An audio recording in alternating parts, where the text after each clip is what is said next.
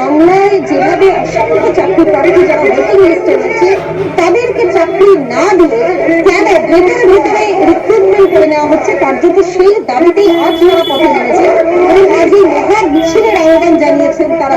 স্বাভাবিকভাবে আজকের এই মিছিল থেকে তারা বলতে চাইছেন একটাই কথা, হয় চাকরি দিন নইলে মৃত্যু দিন। অর্থাৎ যেখানে এই সমস্ত সাধারণ মানুষ বলেছেন মূলত বেকার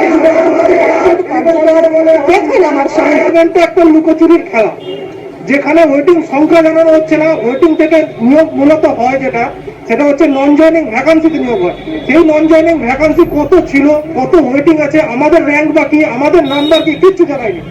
পুরোটাই ধামাচাপা একটা ধাপ্পাবাজির রয়েছে, পুরো ধামাচাপা ধাপ্পাবাজির একটা রিক্রুটমেন্ট। দুয়ারে দুয়ারে সরকার, গ্রুপ ডি ওয়েটিং আজ বেকার। মাননীয় মুখ্যমন্ত্রী যখন ঘোষণা করেছিলেন সেই প্রাক্কালে দাঁড়িয়ে আজকে আমরা প্রত্যেক শিক্ষিত ছাত্রছাত্রীরা যারা আছি তারা পথে নেমে নিজেদের ন্যায্য দাবিটুকু তাকে বারবার অবগত করানোর চেষ্টা করছি।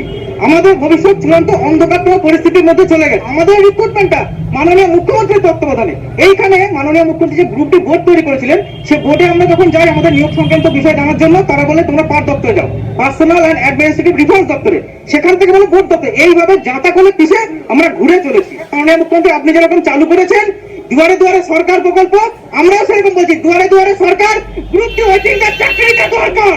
এক কথা বলতে পেটের গামছা বেঁধে যেভাবে চলতে হয় সে পেটের গামছা বেঁধে আমরা চলছি। 21-এর বিধানসভা নির্বাচন ভোট ব্যাংকে কি এর প্রভাব পড়বে? কেন এত বেকার যুবক যুবতী রয়েছে?